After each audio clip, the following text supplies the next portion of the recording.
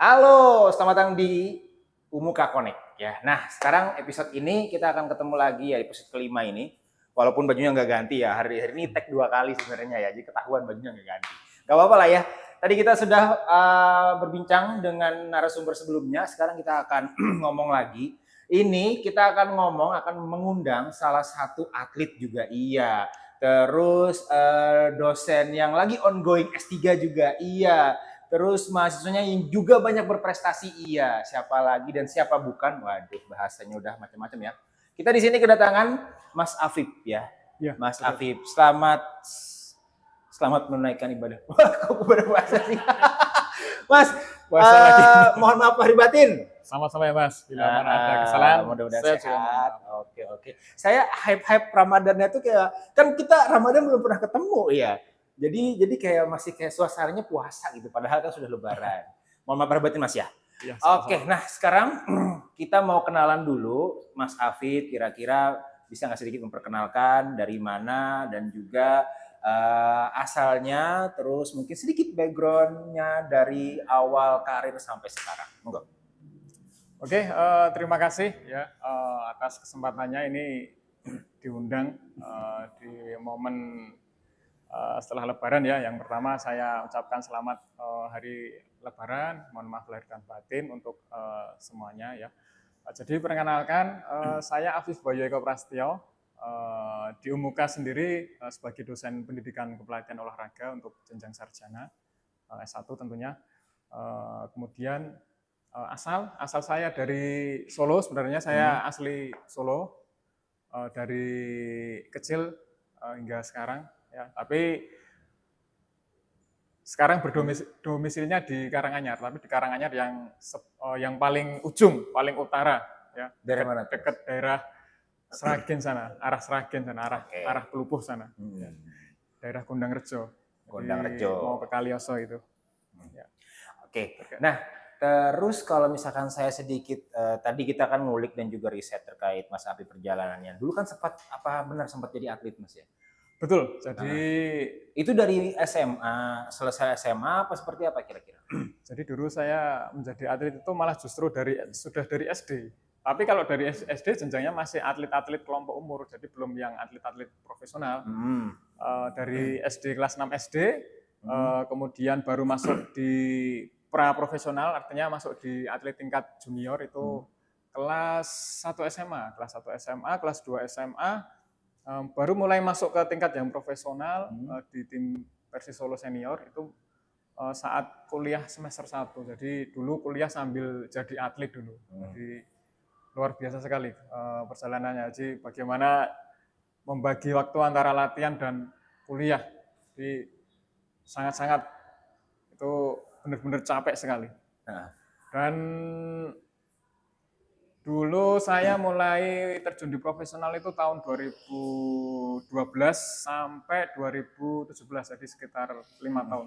Jadi mengarungi dunia profesional sepak bola. Oke. Berarti 2012 awal transisi masuk perkuliahan di tahun berapa, Mas? 2011 saya. Jadi ya 2011 itu sudah mulai seleksi ya gitu. Sudah mulai ikut-ikut latihan lah, sudah dicoba promosi. Tepatnya 2012 baru masuk di tim. Oke. Berarti emang dari kecil itu sudah seneng, sebegitu senengnya. Kalau boleh tahu itu olahraganya kan bola ya, sepak bola ya. Sepak bola. Berarti dari kecil masuk SSB gitu. Terus biasanya tingkat kabupaten dulu, terus tingkat daerah, baru provinsi dan sebagainya. Kira-kira ada cerita nggak di sini? Ada. Jadi dulu itu waktu ini sempat mengikuti beberapa turnamen sih Mas. Jadi kalau dulu SSB turnamen seperti kalau dulu namanya liga ini. Pernah dengar mesti Liga Live Boy kayak gitu. Iya. Terus kemudian ada Liga Bogasari, Piala Midco kayak gitu. Kalau sekarang mungkin tidak ada kejuaraan seperti itu. Kalau sekarang memang kejuaraannya ini lebih terstruktur ya. Artinya ada kompetisi berjenjang untuk kelompok umur tertentu, dan itu yang mengadakan juga asosiasi. Kalau dulu dari ini ya sama-sama yang mengadakan asosiasi, tapi namanya saja yang lain. Namanya kalau dulu Piala Midco, Piala Live Boy seperti itu. Itu dulu kelas ya SMP lah. Dari kelas 1 sampai 3 SMP, baru jenjangnya selanjutnya baru masuk di Piala Suratin U18 itu. Suratin. Iya, Suratin. Udah nggak asing tuh Iya, nama Suratin. Itu kelas 1 SMA kalau ikut Piala Suratin 1 SMA, 2 SMA. Terus kemudian sebelum ke Persis juga ikut ini dulu, Porprov dulu, jadi Pekan Olahraga Provinsi. Kemudian sempat juga ikut PON pernah, tim PON Jawa Tengah. Untuk yang cabang olahraga sepak bola itu tahun 2013. Jadi setelah saya masuk di Persis dulu, kemudian ke Porprov, ke PON, kemudian lanjut ke Persis lagi seperti itu. Berarti ini atlet tulen dari lahir, dari brojol gitu. Sebenarnya gini ya, sedikit cerita juga nih Mas Afif ya. Kalau saya dulu juga seneng banget. Berarti tidak pernah transisi ke olahraga lain dalam artian sepak bola semua atau tiba-tiba di fase apa kira-kira mau nyoba yang lain gitu? Dulu pernah Mas, jadi sebelum ikut di tim sepak bola, jadi pernah merasakan latihan tenis meja itu dulu pernah. Kemudian sempat dari orang tua juga mengarahkan ke atletik juga pernah. Tapi karena memang kesukaan ya, artinya kan tidak bisa dipaksakan. Ya. Jadi awalnya dulu sebelum masuk di SSB itu lucu. Saya sering main sepak bola di jalan Mas dulu. Mas. Sering main sepak bola di jalan, suruh jadi kiper kalau dulu. Nah, kebetulan yang tempat buat sepak bola itu tidak jauh dari rumah. Orang tua saya biasanya kalau sore kayak gitu lihat di jalan, mungkin merasanya kok ini anak ini punya bakat ya di sepak bola ya, makanya terus akhirnya daripada latihan di jalan akhirnya harus dimasukkan di sekolah sepak bola dulu. Karena kalau latihan di jalan pulang kayak gitu ini bonyok-bonyok semua kan, karena disuruh jadi kiper kan. Namanya anak kecil kan sampai saking excited-nya ya kan, tertariknya gitu loh ya. Wah, latihan sampai tendang jatuh-jatuh kayak gitu. Seneng ya karena berarti orang tua Mas Afif juga ini ya, dalam arti mendukung ya? Iya, sangat mendukung. Beda sama saya, Pak. Mas, kalau saya kan dulu memang SB juga namanya SB Barito Kuala, itulah daerah saya kan, Kabupaten Barito Kuala. SD masuk, kelas 5 masuk, SMP juga masuk, SMA transisi ke bola basket. Tapi ternyata feel-nya nggak dapet di sana. Kelas 2 lari lagi ke main bola sebenarnya. Jadi sebenarnya main bola tuh seru ya. Kalau saya pribadi dulu, kalau Mas Afif emang dari awal kiper gitu ya? Dulu ya ini Mas, ganti-ganti sih. Kadang juga enggak, ini aja deh, kesukaan deh dulu. Kan kita pasti ada kesenangan kan, apa saya mau bermain di posisi ini gitu. Kalau kesenangan memang posisi di penjaga gawang Mas dulu Mas. Wah, berarti emang terwujud. Iya, senangnya memang di posisi penjaga gawang. Cuma kadang juga gantian sama temen kayak gitu. Berarti kan semakin banyak bonyok-bonyok jatuh-jatuh itu semakin wah aku nih savingnya banyak gitu ya. Gini Mas, jadi kenapa kok saya suka di posisi penjaga gawang? Karena posisi penjaga gawang itu menurut saya ini pemain yang sering mendapatkan tepuk tangan. Iya, benar. Nah itu, ketika mendapatkan tepuk tangan dari penonton, dari orang-orang yang melihat itu ada kebanggaan tersendiri. Makanya sudah tertarik dulu di posisi ini Mas dulu Mas. Tapi kalau misalkan tim kita nyerang kan atau menguasai bola kan berarti kita enteng-enteng aja di belakang tuh. Iya kalau pas timnya memang iya kan? Tidak, dan kita senang kan, ini juga diserang nih, kita nyerang terus loh, kita senang berarti kan. Gimana? Justru kalau tidak keserang itu malah tidak ada plus dari penonton. Nah iya malah kan? Kelihatan sepi ya. Tapi kan maksudnya kalau keserang tuh kan ada kemungkinan kebobolan gitu loh. Kalau saya pribadi dulu libero kan paling akhir ya. Paling akhir karena saya tuh waktu Piala Dunia tahun berapa tuh yang ada Fabio Cannavaro. Itu 2002. Yang Jepang itu ya? Ya bentar ya guys, ini ngobrol dikit tentang bola ya. Lama itu udah. Iya.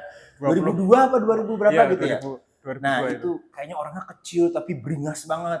Terus ada Gattuso juga kan. Dari situ awalnya libero saya. Padahal impian saya tuh jadi pemain sayap kanan. Dicoba oleh pelatihnya. Ayo udah main sayap kanan. Ternyata nggak kuat fisik saya. Sayap kanan tuh kan naik turun tuh. Hampir naik turun. Capek banget gitu. Orang dapat bola pemain tengah langsung oper samping kita lari. Gitu kan. Gak kuat. Ujung-ujungnya ditaruh libero, ternyata performa saya di libero cukup bagus. Ya, yang tidak bisanya kita mengkomunikasikan offset antara stopper sama libero. Kan kalau libero kan pemain belakang terakhir, harus narik kan semuanya. Nah itu, ujung-ujungnya dimainkan di right back sama left back.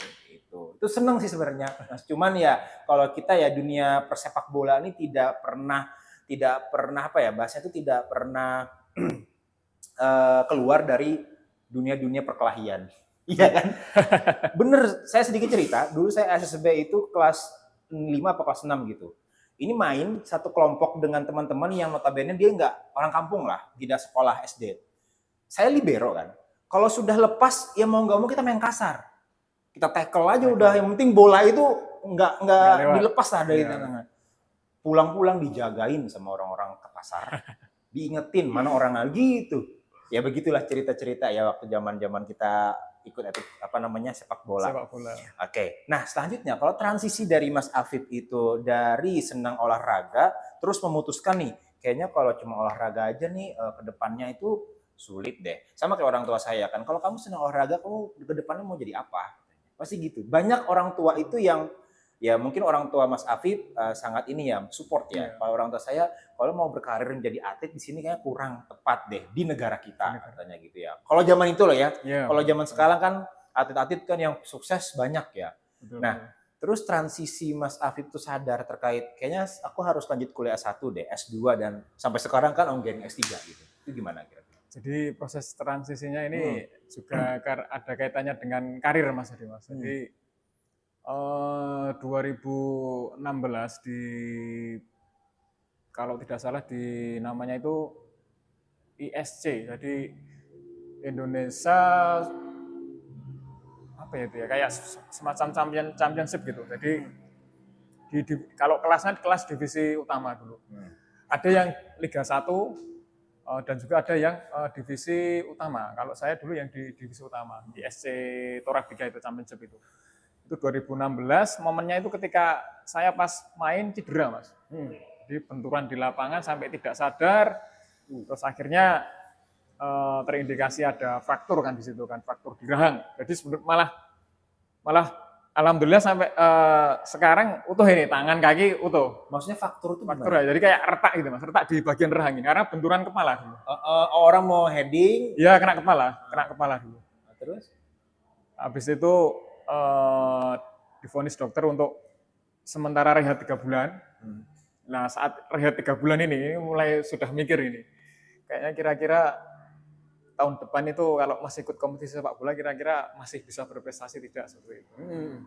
Akhirnya sempat saya setelah cedera itu sempat ikut 1 musim, Mas. Tapi kayaknya kalau dari penilaian saya kemudian juga dari masukan orang tua ya tentunya tidak bisa maksimal seperti dulu. Jadi karena mungkin ada gangguan ini ya karena pengaruh cedera itu ya, karena mungkin ada sedikit rasa trauma ya di situ. Akhirnya terus memutuskan ini kalau saya tidak main sepak bola lagi, kalau saya hanya punya ijazah S1 berarti kan hanya jadi guru. Kebetulan pada saat itu guru itu pas moratorium. Nah, kalau pas moratorium kan otomatis gimana mau mendaftar, uang itu tidak ada perekrutan dari pusat, tidak ada CPNS dari pusat. Akhirnya lama menunggu itu. Akhirnya terus atau saya sekolah saja karena memang dulu itu pernah punya minat juga ketika S1 itu melihat dosen-dosen mengajar juga tertarik juga. Kayaknya juga jadi dosen juga enak juga ini selain jadi guru. Tapi memang belum sampai mikir jauh saya ke S2 ya, cuma adalah perasaan seperti itu dulu. Oh, berarti bayang-bayang seperti itu. Pemicu awalnya itu pemantiknya tuh gara-gara tadi ya ada perang cedera. Betul, terus kepikiran kira-kira kalau misalkan seperti ini recovery-nya apakah akan lebih berprestasi atau enggak seperti itu ya. Bagus sih. Nah, tapi kalau misalkan selesai nih S1 ya, oke. Dulu S1-nya di mana Mas berarti? Di UNS. UNS, S2? UNS semua Mas saya Mas kebetulan. Oh, hai, tulen lagi. S1, tulen S2, atlet, tulen jebolannya UNS. Oke lah ya. Berarti pemicunya tadi itu. Terus kalau misalkan sedikit cerita tentang pengalaman Mas Afif nih waktu kuliah. Kuliah tuh sudah mulai dalam artian ini sudah tidak benar-benar tidak bermain bola lagi atau masih sambil? Kalau zaman S1 masih saya sambil tuh Mas zaman S1. Jadi ya ini sedikit cerita saja ya. Jadi saya tuh kalau dulu zaman kuliah S1 karena kuliahnya kan banyak praktek Mas. Ada macam-macam, ada atletik, sepak bola, voli, pencak silat. Ada banyak itu, ada basket, hampir semua cabang olahraga dipelajari kalau di olahraga itu. Dulu itu ingat saya ketika mau praktek pencak silat itu. Jadi tas saya. Jadi tas perlengkapan saya sepak bola itu isinya tidak hanya sepatu bola, ada seragam silat, ada seragam basket.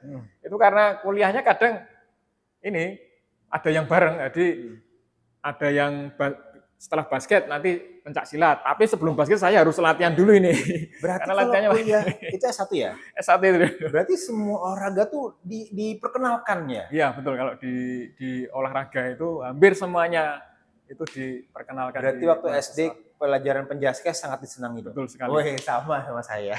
Kalau sudah penjaskes, all out udah. Dulu kalau zaman SD andalannya guru olahraga.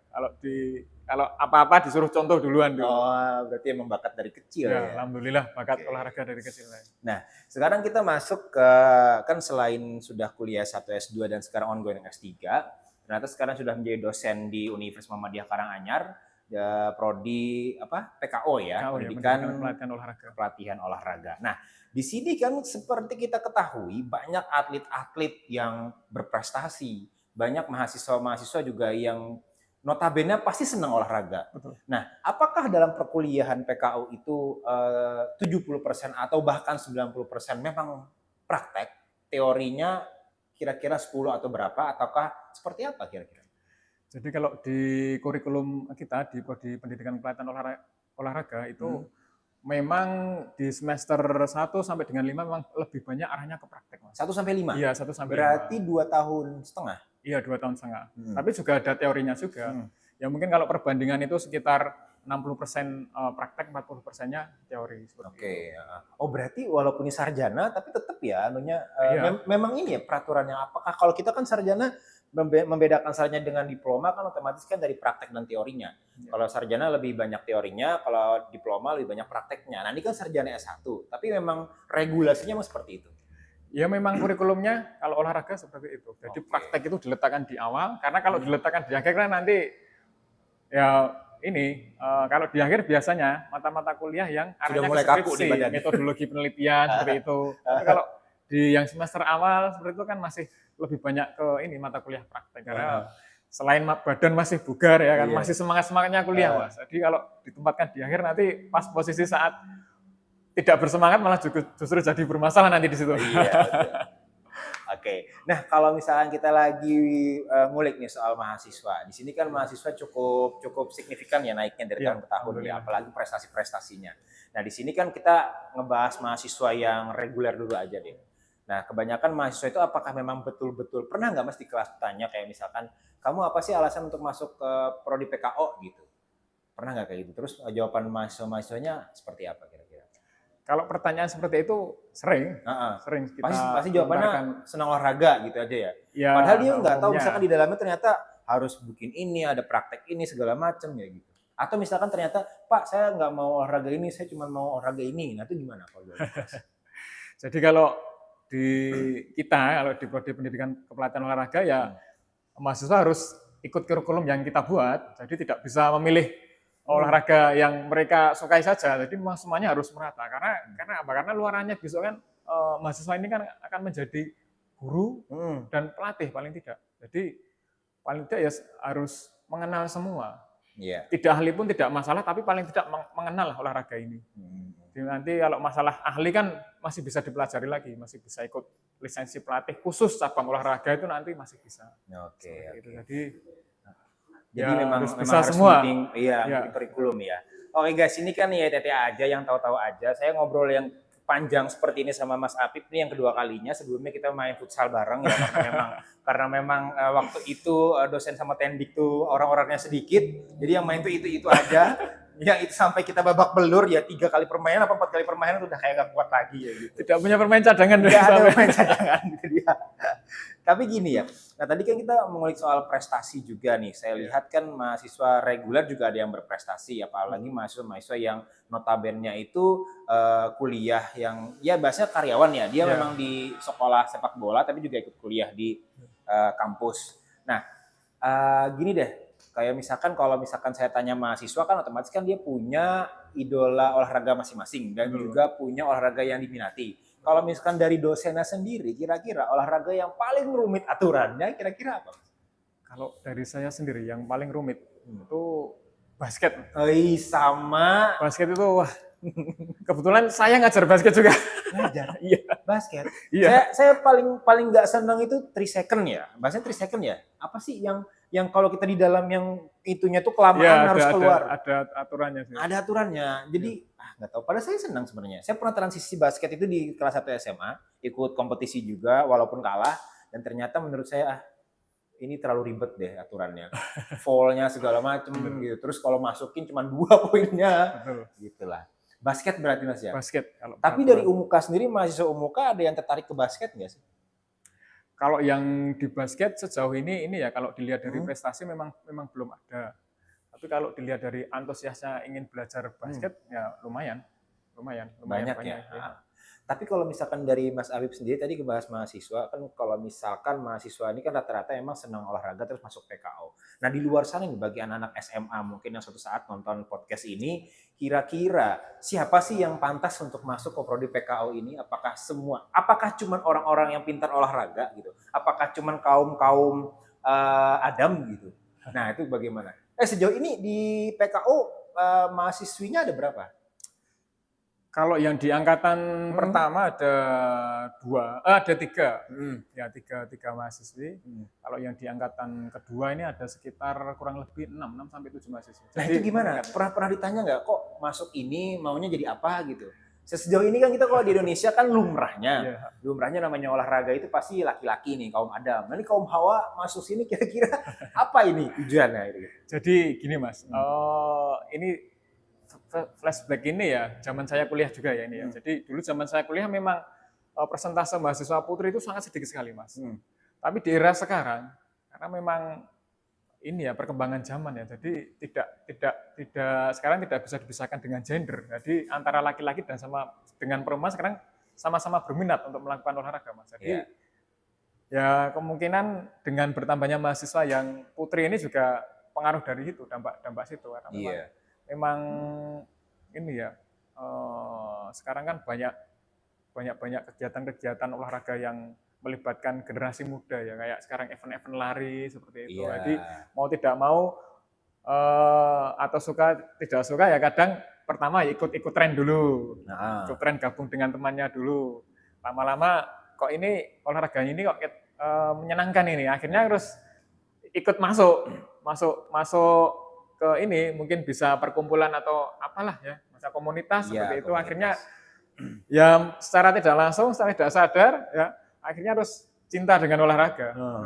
Kayak sekarang emang ya budaya sekarang tuh bergeser Mas ya. Dulu kadang mungkin perempuan tuh nganggap penjaskes itu aduh males gitu. Padahal kan sampai sekarang ini perkembangan teknologi sekarang malah orang-orang sudah sadar sadar kesehatan, sadar kebugaran. Ternyata kan ada perbedaan tuh kalau misalnya kita nonton podcast-podcastnya Dr. Tirta terkait weight training dan juga strength training. Weight training sama strength training ya, gimana tuh? Kayak misalkan nge-gym sama lari itu kan beda latihan sebenarnya. Nah itu bagaimana penjelasannya sedikit? Itu kalau masalah weight training sama lari itu aktivitas yang ini memang berbeda. Kalau lari sendiri itu aktivitas aerobik, tapi kalau yang strength training ini aktivitas anaerob. Jadi kalau aerobik itu bisa bertahan lama. Artinya walaupun ada lari yang memang energinya anaerob, ya. Tapi kalau yang weight training ini memang kebanyakan melibatkan kegiatan-kegiatan anaerob ya. Jadi kegiatan yang dilakukan dengan ini singkat ketika melakukan aktivitasnya, jadi tidak bisa berlangsung lama. Tapi di weight training ini pun juga bisa dilatih daya tahan otot seperti itu bisa. Tapi weight training ini condong untuk melatih kekuatan atlet. Nah ngomong-ngomong daya tahan otot tadi disinggung daya tahan otot. Sebenarnya kan nge-gym itu juga sehat sebenarnya ya Mas ya. Tapi ada yang orang-orang yang pengen bulking. Bulking itu gini, teman-teman, bulking itu membesarkan massa otot ya. Kalau cutting itu kan memperkecil, menyusutkan lemaknya dalam tubuh. Jadi orang-orang yang pengen bulking gitu ya. Sebenarnya kayak pemain-pemain atlet itu jarang kan ada yang badannya yang cukup, kecuali atlet gulat loh ya. Jarang badannya yang benar-benar besar gitu. Kecuali gulat doang. Kenapa kira-kira? Apa massa otot itu membuat badan kayak susah bergerak atau gimana? Jadi memang massa otot itu berpengaruh ke kekuatan, Mas. Tapi ini ya, yang otot ya bukan yang lemak ya. Semakin besar otot itu signifikansi untuk kekuatannya memang semakin besar. Jadi memang di olahraga-olahraga yang melibatkan kekuatan seperti sumo kayak gitu, gulat kayak gitu memang cenderung ke badan yang besar. Terus kemudian kalau yang cenderung di badan yang kecil itu lari biasanya, lari maraton kayak gitu mesti orangnya kecil-kecil. Kecil, benar. Lari, sepedaan. Betul, Itu sepeda. rata-rata katanya nih bener nggak sih rumornya kalau misalnya kita nih suka nge-gym, terus di-push dengan lari itu malah masa ototnya tuh susah untuk ini membesar. Karena lari itu kayak apa ya? Ini nggak tahu bener apa enggak ya. Kayak menyusut, masa otot itu semakin menyusut. Bener nggak sih? Ya, karena memang ini ya beda aktivitas tadi ya. Jadi memang kalau lari itu memang dia tidak untuk membesarkan otot kalau lari itu. Kalau lari maraton ya, lari maraton itu. Lari maraton. Tapi memang kebanyakan aktivitas lari itu memang tujuannya bukan untuk memperbesar otot. Kalau pengennya memperbesar otot ya latihannya weight training itu tadi atau latihan di gym tadi. Latihannya ya mengangkat beban itu dengan barbel seperti itu. Tergantung otot mana yang mau dibesarkan. Bicep ya pakai tricep, shoulder, ya, seperti itu. Oke. Nah, kita balik lagi ke mahasiswa tadi ya. Tadi kan sudah ngebahas tentang reguler. Berarti untuk kayak latihan training otot dan segala macam itu juga ada di kurikulumnya, Mas? Ada. Nah, sekarang kita masuk ke mahasiswa-mahasiswa yang berprestasi internasional atau yang notabene karyawan. Nah, itu gimana sih pola didiknya, Mas, dalam artian gini, mereka itu berprestasi gitu ya. Kapan ngajarnya, kapan melatihnya, itu seperti apa kira-kira? Jadi terkait untuk atlet dan atau mahasiswa UMUK yang berprestasi, memang kalau latihan memang mereka ikutnya ke timnya masing-masing. Jadi kalau ada yang ikut di tim bola yang Liga 1, Liga 2 ya berarti mereka latihannya di tim mereka. Terus kemudian ada yang juara Paralimpik, dia ikutnya latihannya di timnya mereka juga di tim NPCI kalau di olahraga disabilitas.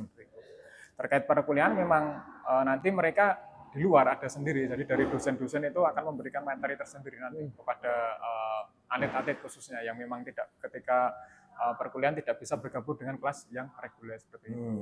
Oh, berarti memang dia dalam artian kelas karyawan itu dikasih leluasa ya untuk memang bahasanya dia di SSB ya udah latihan, bertanding, apapun itu, sisanya nanti materi akan disusulkan seperti itu ya. Seperti itu. Nah, terus kalau misalkan yang mahasiswa yang prestasi internasional tapi notabene mohon maaf disabilitas, itu ternyata memang ada lombanya ya. Ada lombanya. Ada. Saya lihat tuh memang banyak mahasiswa dari PKU ini yang berprestasi internasional.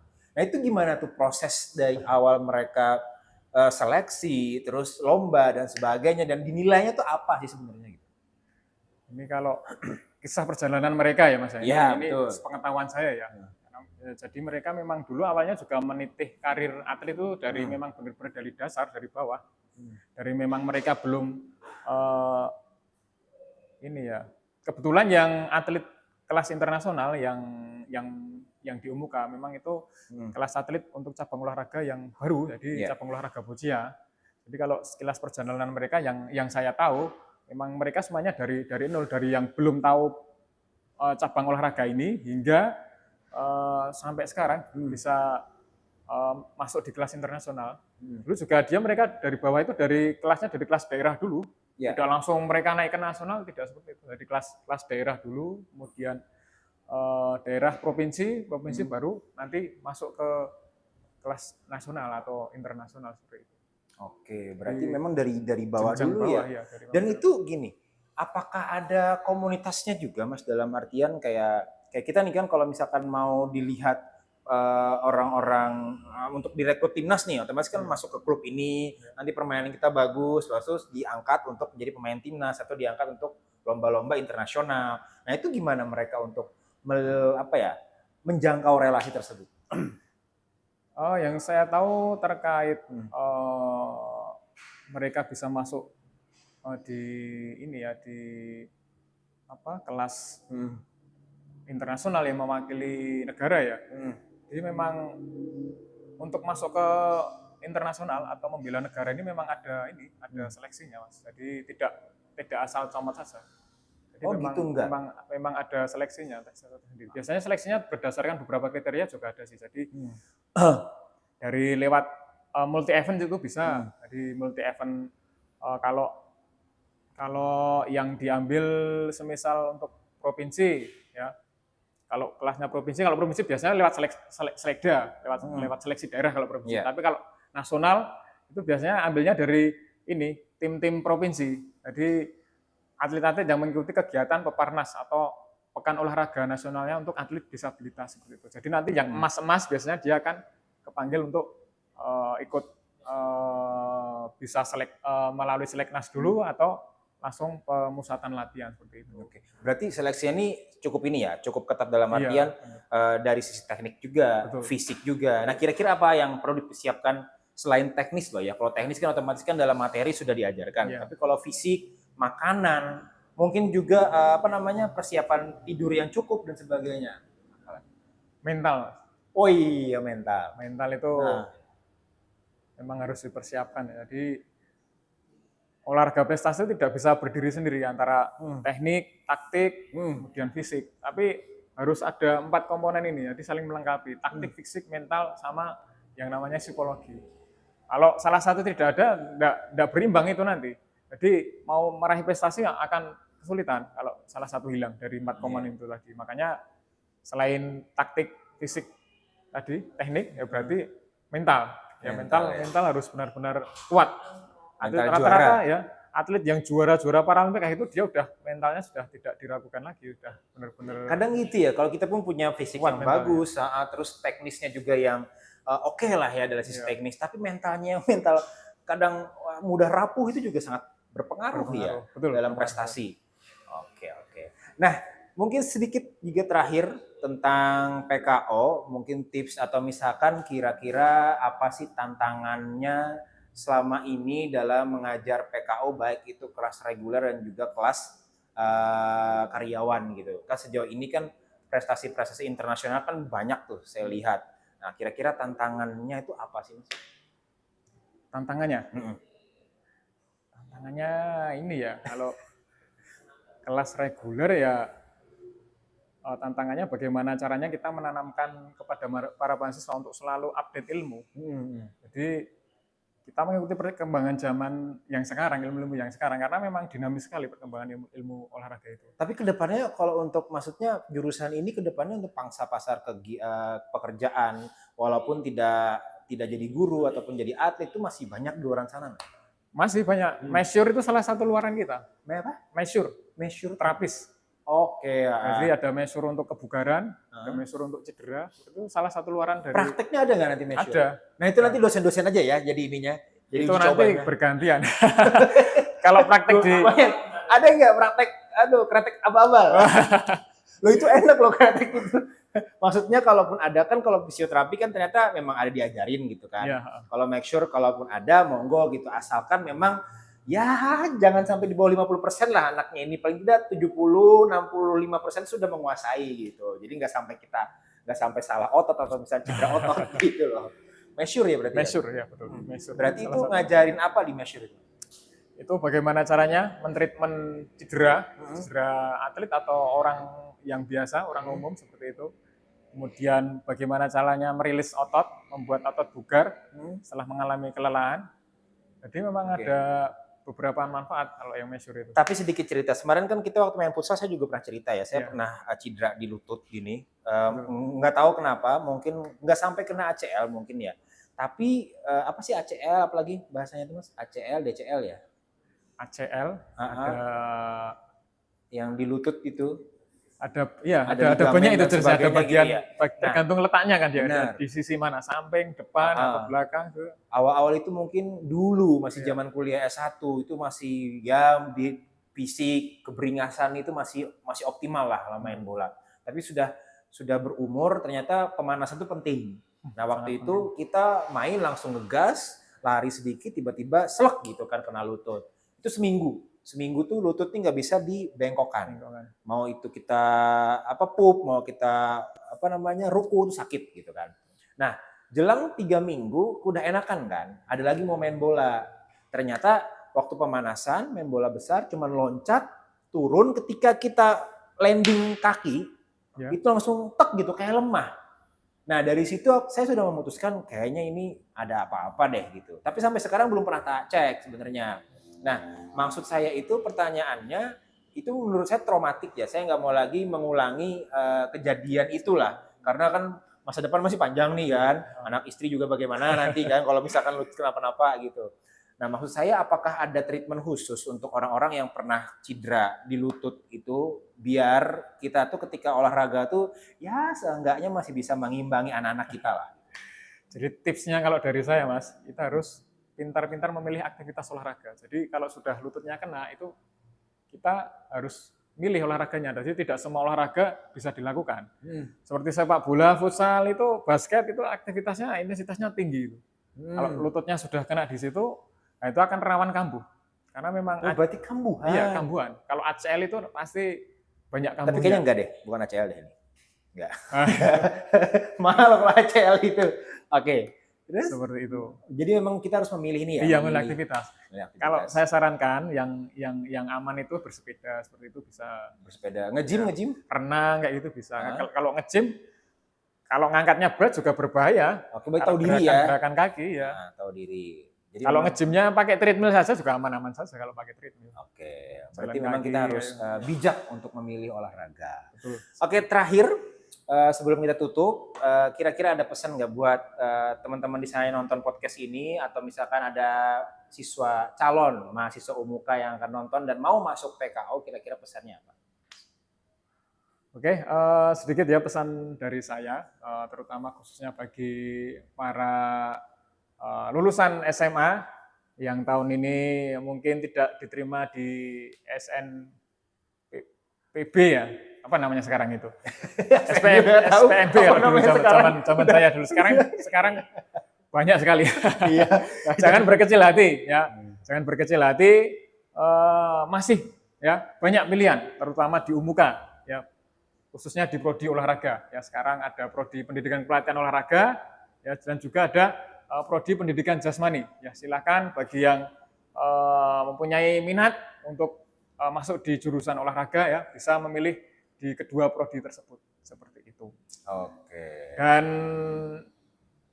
satu lagi ya, kalau pengen kuliah enjoy di UMUKA ya, karena selain kita belajar dekat dengan tempat-tempat wisata seperti itu. Di Karanganyar ya? Iya, di Karanganyar. Karanganyar Solo. Terakhir ya, paling terakhir ini kita jawab cepat Mas ya. Ya. Jawab cepat, oke ya. Jawab cepat karena kita suka olahraga. Saya kira semua pemain ini Mas Afif tahu ya. Jadi pilih salah satu lah gitu aja. Oke. Alessandro Del Piero apa Andrea Pirlo? Del Piero. Del Piero. Del Piero apa Samuel Eto'o? Del Piero. Del Piero. Del Piero apa Diandre Drogba? Del Piero. Del Piero apa Wayne Rooney? Del Piero. Del Piero atau Paolo Maldini? Del Piero. Del Piero atau Roberto Carlos? Del Piero lagi. Del Piero atau Frank Lampard? Del Piero lagi. Del Piero atau Kakak? Del Piero lagi, Mas. Del Piero atau Messi? Del Piero lagi. Del Piero atau CR7? Del Piero lagi. Del Piero atau David Beckham? Del Piero lagi. Aduh, Del Piero. Oke. Saya sampai punya bajunya dulu. Fans AC Milan dong. Juventus. Juventus. Salah Juventus. Pertanyaannya salah karena dulu punya bajunya penggemarnya. Iya. Salah. Harusnya Del Piero paling akhir. Oke, terima kasih banyak teman-teman ya. Semoga nanti menginspirasi kalian buat teman-teman yang nonton podcast ini atau teman-teman yang bingung untuk memilih prodi apa. Kita sudah datangkan dosennya di sini ya, langsung aja kita maksudnya masuk ke UMUKA dengan prodi PKO ya. Kita ketemu lagi di episode yang selanjutnya. Bye bye.